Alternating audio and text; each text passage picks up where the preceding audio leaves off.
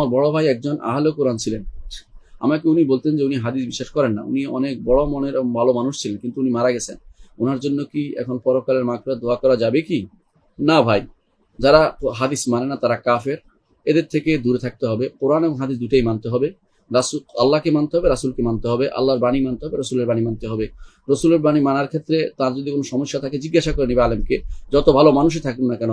তিনি যদি কোনো হাদিস অস্বীকারী হন, হাদিস বিশ্বাস করেন না হন, তার জন্য আপনি কোনো দোয়া করতে পারবেন না, তার জন্য কোনো তার জানাজা শরীক হতে পারবেন না, তার সাথে কোনো তার মৃত্যুর পরে তার সমস্ত জিনিসের সাথে, অর্থাৎ তার সমস্ত ওয়ারিশি সম্পত্তির সাথেও আপনার কোনো সম্পর্ক থাকতে পারবে না। এর অর্থ হচ্ছে তিনি কুফরি অবস্থায় মারা গেছেন, এবং এই অবস্থায় তার এই অবস্থায় তার হাসর হবে। আল্লাহ তাআলা জানেন আখিরাতে তিনি তাকে কোথায় দিবেন। কিন্তু আমরা দুনিয়ার ব্যাপারে আমরা এটাই বলবো যে সেই ইমানদার ছিলেন না।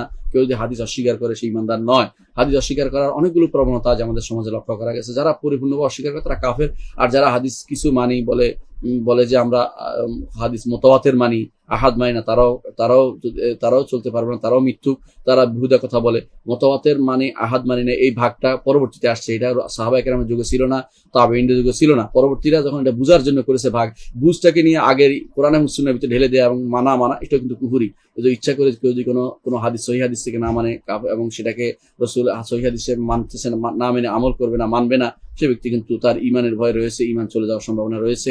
এইজন্য যারা বিশেষ করে যারা হাদিস অস্বীকার করে তারা কাফের, মনে রাখবেন। আপনার ভাই যত ভালোই হোক না কেন, তিনি তার ভালো ব্যবহার সুনাম পেয়ে গেছেন আপনার কাছ থেকে, আমাদের কাছ থেকে। তিনি ভালো মানুষ ছিলেন, কিন্তু আখিরাতে তার জন্য কোনো কিছুই থাকবে না যদি তিনি তওবা করে মারা না গিয়ে থাকেন।